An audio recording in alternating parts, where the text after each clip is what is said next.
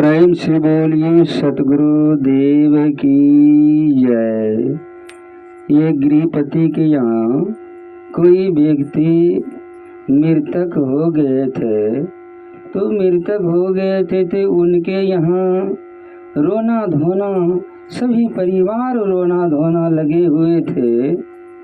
तो यूं ही इतना ही रोया कि उसका लथपथ हो गया रोने में।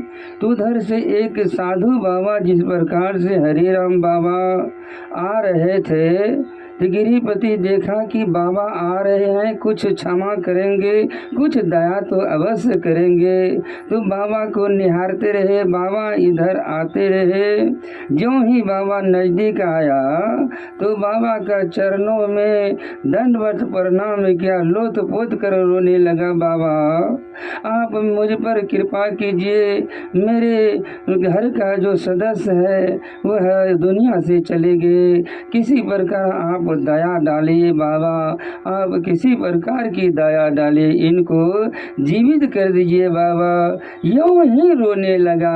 बाबा भी तो दयालु, बाबा तो पहले से ही दयालु रहते हैं। बाबा जब बाबा सत्संग में जुड़ते हैं तो बाबा तो स्वयं दयालु होते हैं। तो बाबा आस्थिर हो करके आसन ग्रहण किया और बाबा कहने लगा, उन गृहपति को कहने लगा, देखो एक जुक्ति मैं बतला देता हूँ। क्या है जुक्ति, बतलाइए, जल्दी बतलाइए बाबा।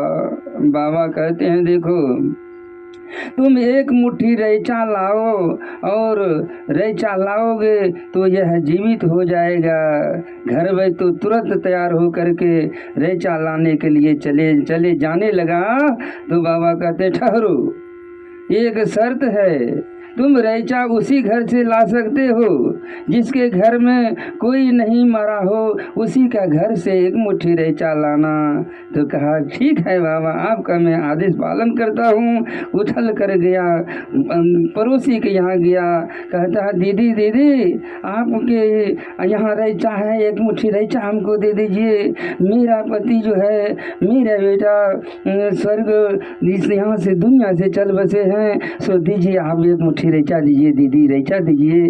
तो रैचा ज्यों ही लाने के लिए चले तो कहते हैं, देखिए दीदी, थोड़ा आपके यहाँ जो भी कोई मरा तो नहीं है, अगर मरा, बाबा बोले थे किसी के यहाँ अगर मरा हो तो उसके यहाँ रैचा नहीं लीजिएगा, तो आपके यहाँ कोई मरा तो नहीं है? तो कहते हैं, नहीं, ये हमारे यहाँ तो दादा परदादा सभी मरे हुए हैं। कहा कि देखो, मैं आपके यहाँ रैचा नहीं लाएंगे, रैचा कोई दूसरे के यहाँ लाएंगे। दूसरे के यहाँ गया, 10 आदमी के यहाँ गया, लेकिन सभी के यहाँ बोला कि देखो आपके यहाँ रैचा उसी शर्त पर लेंगे, जब तक आपके यहाँ कोई सदस्य न मरा हो, उसी के यहाँ बाबा आदेश किए हैं, उसके यहाँ ही रैचा लेना। तो नहीं, मेरे यहाँ भी तो नाना परनाना मामा सभी मरे हुए हैं, दादा परदादा बाबा सभी चले गए हैं दुनिया से।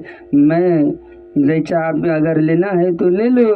बोला कि नहीं, बाबा तो बोले थे किसी के यहाँ जो हो नहीं मरा हो उसी के यहाँ रैचा लेना।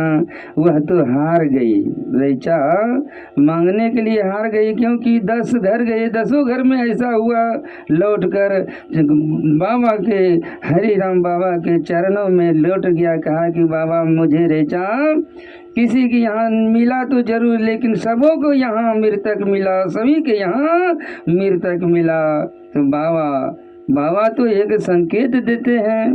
बाबा बोले, देखिए सभी के यहाँ अगर मरा है तो तुम्हारे यहाँ मरा तो क्या मरा, यह दुनिया तो मरण धर्म है, दुनिया तो मरण धर्म है। सभी को यह संसार से जाना होता है, कोई जवान में, कोई वृद्ध में, कोई बालक में ही जाना। यह दुनिया की पर जिस प्रकार से किसान खेती करते हैं, उसी प्रकार परमात्मा का यह खेती है। जैसे कहते हैं कि काल निरंजन, सबको काल के जाल में बचा नहीं कोई, साबुत बचा नहीं कोई, दुनिया यहाँ से जाना होता है। इसलिए धैर्य बांध कर जितना दिन जीना है वह अच्छे तरह जी करके आध्यात्मिक में जुड़कर यह जीव को मनुष्य तन मिला है तो जीव को सदगति के लिए मिला है, ऐसा नहीं दुर्गति के लिए। लेकिन मनुष्य संगत में दुर्गति में टल जाते हैं, सदगति को छोड़ देते हैं। इसलिए ज्ञानी अगर ज्ञान जिसमें ज्ञान रहता है वही ज्ञान को खोजता है, जिसमें धर्म अपने खुद में है वही धर्म को खोजता है, वही धर्म को खोजता है। प्रेम से बोलिए सतगुरुदेव की जय। हर एक मनुष्य धर्म में जुड़े रहें और आज यही जीवन में धर्म करने का अधिकार होता है। प्रेम से बोलिए सतगुरुदेव की जय।